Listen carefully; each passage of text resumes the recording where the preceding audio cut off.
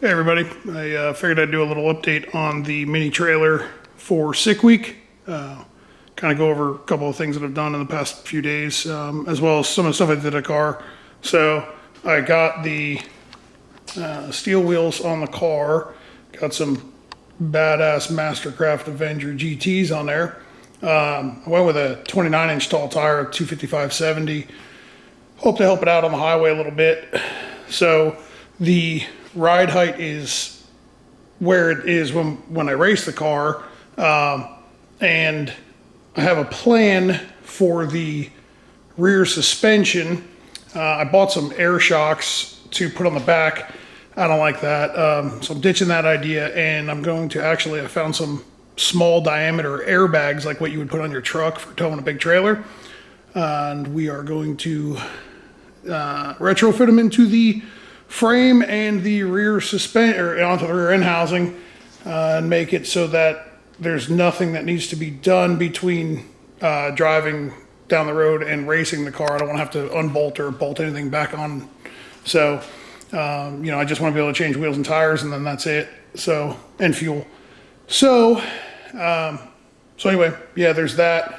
The other thing with the car, I sent out some one-piece headlights here to Andrew Maxwell, and he did an LED projector conversion. So I bought parts from the retrofitsource.com, and basically what it is it's a projector housing that's got LEDs in it, and what it is you have to take out your bulb and all that kind of stuff, and he fiberglassed the whole back of it in, and it came out really nice. These things are retarded bright, so you're probably wondering why I consider this a upgrade for Sick Week. Well, I can't see shit at night, so I need everything really bright in order to be able to see decent. So anytime I've driven this car on the street, it's always been a issue at night. So these things throw light very far and where it belongs. So anyway, on to the trailer. So I spent a little bit of time this morning and started doing some stuff with the trailer. So if you watched the last video, I was kind of up in the air about how I was going to do things. So a lot of the comments from the last video you got to put lighting in there and yada yada. Well, there was lighting in here during the last video. I just didn't turn it on. So here's the lighting. So it is extremely bright in there. Now this is obviously with the top up, and this light here isn't on. So it is very, very, very bright in here. So I don't think that there's going to be a problem with lighting. So I can't put it down with one hand. So anyway, this is how I did that, right? So I put a dock base for a Milwaukee light right here. It's just a little adapter, and it gives you a 2 leads sticking off of it, so you can mount a battery to it, and then wired it into the trailer. This was already factory installed, this light switch, and it used to have this like little dinky light up in the front, and it sucked. So what I did was I just fished wire through here into that channel here, and then here. I actually fished all the wire like whatever last week or something, so you just throw the switch and you got light, as long as there's a battery in here. So the other thing the battery does is, if you watched my other video, this is a fuel cell that goes the full length of the trailer. It holds 31 gallons. So the other thing that this little Milwaukee battery runs is this fuel pump module, this drop-in fuel pump module from Holley. So it is 2 450 liter per hour pumps in there, right? So I thought, man, it's, we already built the fuel cell, and originally I was going to use an external pump, but you run out of space with this stuff. So I decided against that, and this might not have been the most cost effective, but I think that it came out pretty nice. So, what you would do is you just take the cap off. Let's throw some light on here. There we go. So you just take the cap off, right, and you'd fill it up. And then for the hose, I've got, Earl's Ultra Pro coming out of it just because I needed something very flexible. And it's going into a 10 micron Holley 460, or I think it was like a 5 gallon per minute filter, right? So no obstruction with flow. And it comes out with a dash 10, and it goes to 20 foot of hose. And then I had these sitting around. So these are Staubli dry brakes, right? So the way this works is when they're connected, right? When you're connected, they flow like they're full flow. When they're disconnected, it blocks it off, right? So there's no flow through it. So the plan here is to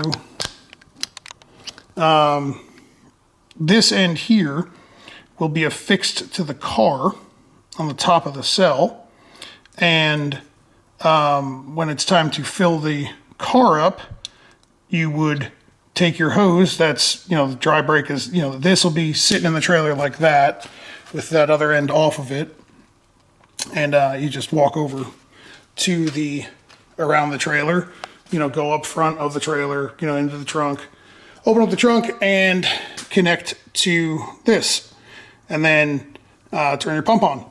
So the way the pump is activated, this is probably just temporary. I think I'm going to put a switch on this as well, a remote switch.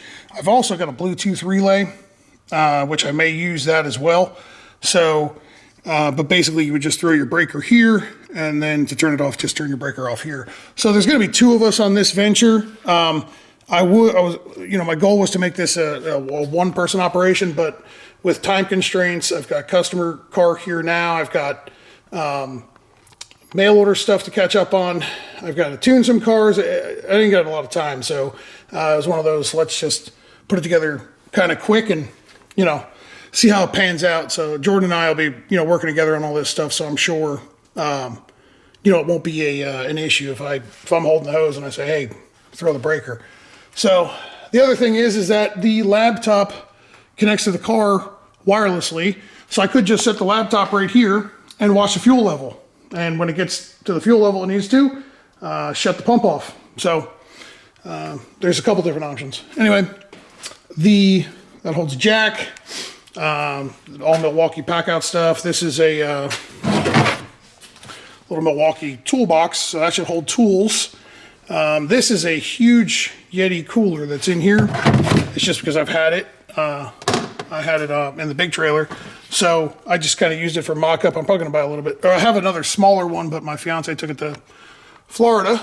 So, but anyway, started mocking stuff up about kind of how it's going to lay out. When we go to a smaller cooler, I'll be able to shift the tires forward. By shifting the tires forward, that generator will fit down in that hole up front. I got oil there, and then I've got another hole here to fill with things. My plan was leave the tires where they're at, put the generator up front in there, and then be able to toss luggage on top of the tires, right? And then throw chairs or something inside of that hole. And a lot of people are like, well, you don't want to have to take all this shit out. Taking the fuel jugs out isn't a big deal. My intention here is to only really have to, empty the trailer when you get to the racetrack, and then fill it back up when you leave the racetrack, and then, not mess with it much. So our plan for luggage is going to be two smaller bags each, right? So not small, but smaller.